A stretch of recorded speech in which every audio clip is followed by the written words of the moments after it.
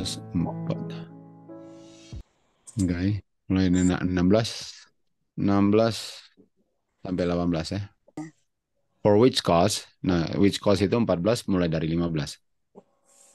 Karena segala-galanya untuk your sake, kebaikanmu, bahwa dilimpahkan kuasa Tuhan, okay, melalui syukur, kami berikan kemuliaan bagi Tuhan. Karena itu, grace supaya kita memuliakan Tuhan, kita jangan faint. Faint artinya letih, lesu, hilang semangat. Walaupun itu lawannya.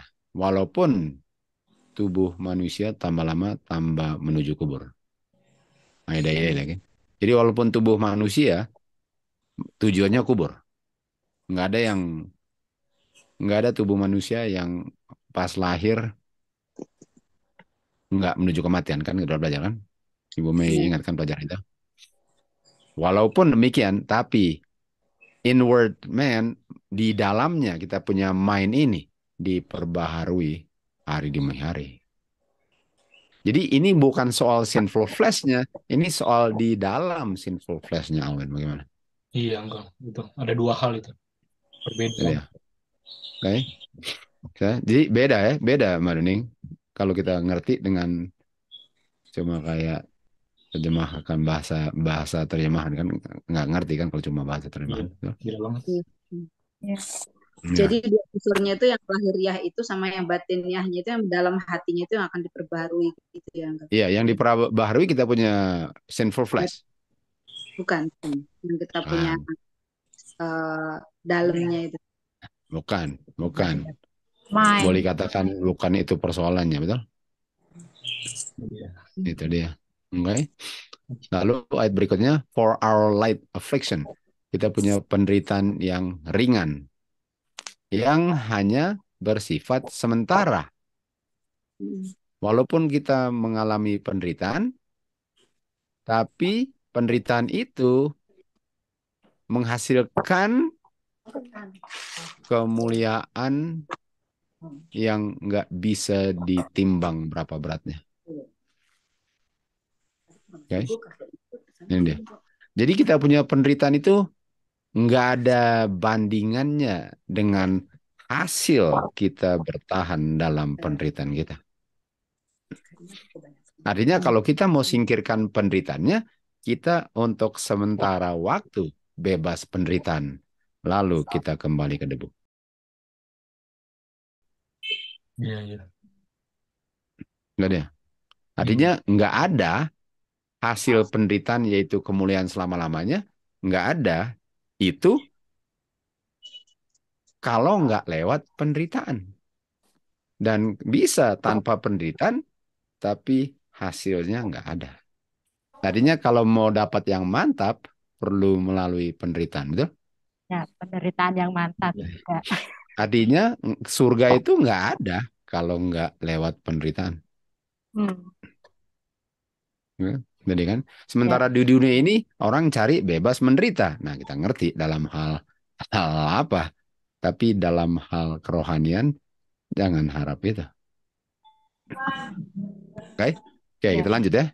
Lalu kita ayat 18.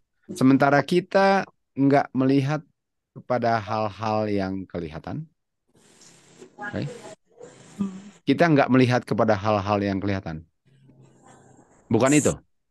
Nah, tidak artinya kita nggak mau. Bukan itu yang kita perlu lihat. Kita nggak mau lihat hal-hal yang kelihatan. Artinya, untuk melihat hal yang kelihatan itu artinya apa? Hah? Tidak menderita.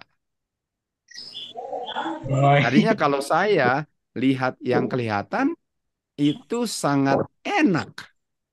Nggak ada penderitaannya. Iya, betul. Alvin, apa ya, Alvin?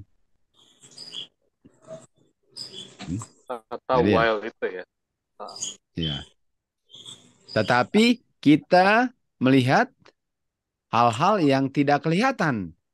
Dan yang tidak kelihatan ini menderitanya ialah karena saya tidak melihat yang kelihatan. Jadi enak sekali lihat yang kelihatan. Artinya kalau saya mau lihat yang nggak kelihatan, artinya menderita. Boleh? Iya. Jadi ya. Jadi kita melihat hal-hal yang tidak kelihatan. Karena hal-hal yang kelihatan adalah sementara. Artinya menderitanya cuma sementara. Sementara. Sementara orang nggak mau menderita sementara.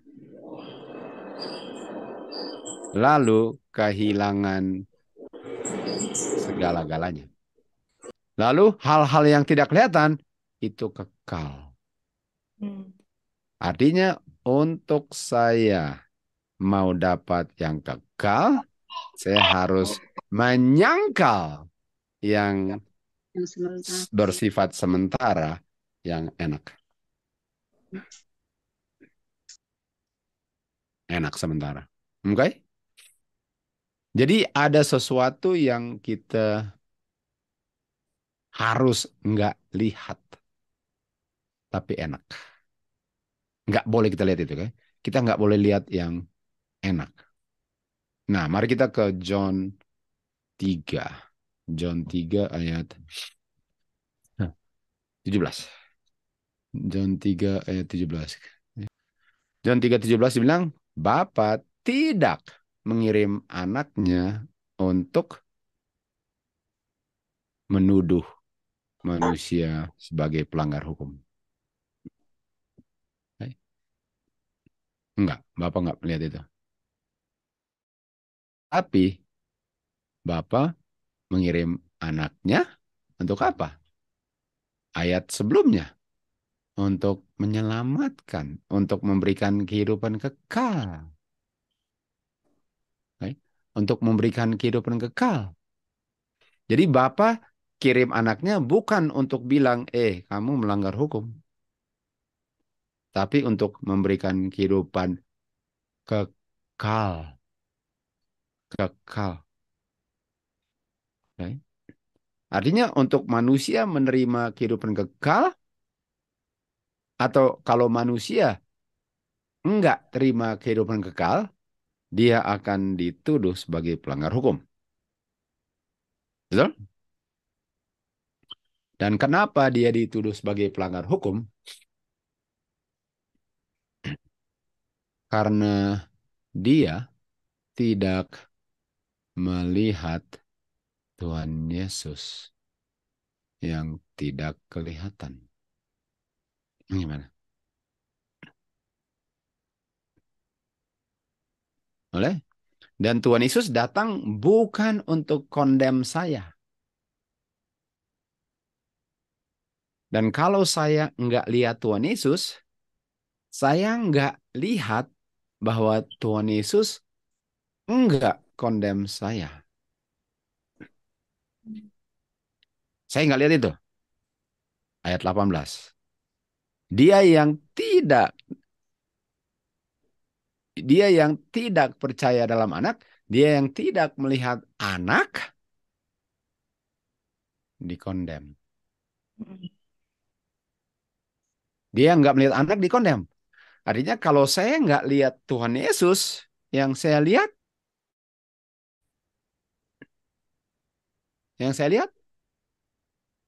Saya dikondem.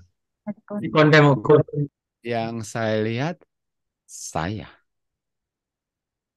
Oh iya, betul. Kalau nggak lihat Tuhan Yesus, saya lihat saya. Dan Tuhan Yesus yang kalau saya lihat nggak kondem saya. Artinya kalau saya nggak lihat Tuhan Yesus, saya lihat saya kondem saya. Oke? Nah, Kuncinya, saya kalau lihat Tuhan Yesus, kalau lihat hal-hal yang eternal, kan, itu lawannya hal-hal yang temporal. Tadi dibilang kan? Dan dibilang bahwa kalau saya lihat Tuhan Yesus, saya dapat kehidupan kekal, eternal. Bukan yang temporal, bukan yang sementara. Ya. Yang sementara itu membuat saya nggak menderita. Artinya, manusia mendapatkan tidak menderitanya di mana? Lihat sayanya. Waktu dia kondem dirinya sendiri. Waduh, men. Di situ manusia dapat kesenangannya. Oi, Gimana? waduh, men. Baik. Di situ bukan affliction-nya. Artinya gini, orang suka bilang, oh tapi saya begini sih, saya begitu sih, soalnya saya begini dan begitu sih. Tahu nggak? Itu enak sekali dia bilang. Dia sedang tunjuk dia punya diri di mana dia patut dikondem. Soalnya saya begini sih. Soalnya kamu begitu sih, saya bukan begitu. Self-condemnation adalah nikmatnya manusia. Gimana? Boleh? Boleh, Uncle. Boleh. Ini dia. Self-pity. Nah, dengar itu? Nah, Nah, Self-pity. Dengar. Dan self-pity tentang self. saya. Self. Selfish. Selfish. Itu dia. Manusia suka sekali sorot diri. Sementara itu, San. Sementara. Oke? ya. Nah, Iya, artinya benar. saya harusnya lihat kepada siapa, Dan? Tuhan Yesus. Tuhan Yesus. Kristus. Oke? Saya harus lihatnya kepada Tuhan Yesus. Oke? Nah, mari kita lihat ya. Kalau kita mau lihat Tuhan Yesus, kita ke John 3 lagi ya. John 3. John 3:14. Waktu Musa mengangkat di padang belantara dan di kayu di padang belantara, itu kayu yang ditanamkan di padang belantara ya. Ular di padang belantara. Taruh ular kan? Tuhan Yesus pun perlu diangkat di kayu salib seperti ular. Nah, apa gunanya diangkat tinggi? Untuk dilihat. Dan yang dikondem siapa? Yang saya lihat. Okay.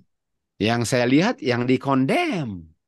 Makanya dia datang bukan untuk kondem saya. Dia datang untuk saya lihat dia dikondem.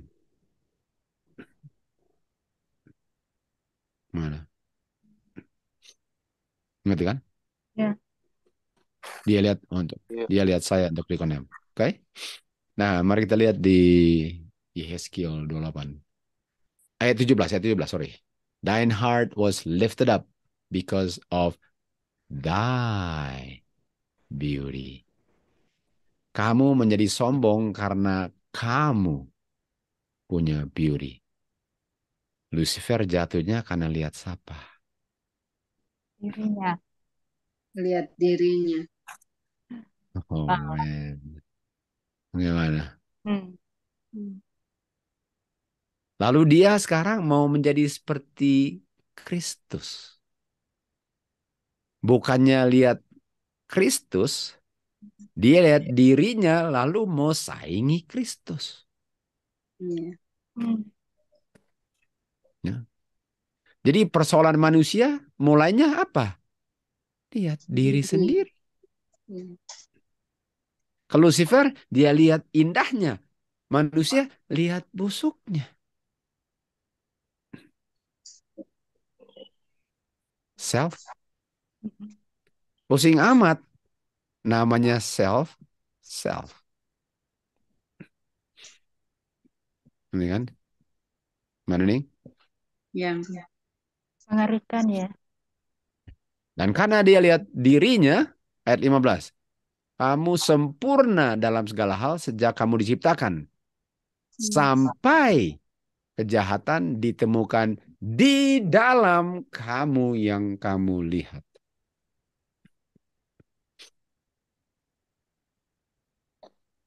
Dengan lihat diri sendiri, lupa Kristus. Hmm. Oke. Lupa Kristus karena lihat diri sendiri kan? Iya. Nah, sekarang Kristus punya tujuan ialah untuk kita lihat dia. Christ crucified. Jangan selalu kasih alasan lihat saya begini, saya begitu. Kalau saya begini, saya begitu, kamu cuma lihat persoalannya. Kamu enggak lihat solusinya. Sedangkan solusinya enggak mau lihat kamu dikondem. Kok kamu ingatin diri kamu sendiri bahwa kamu dikondem?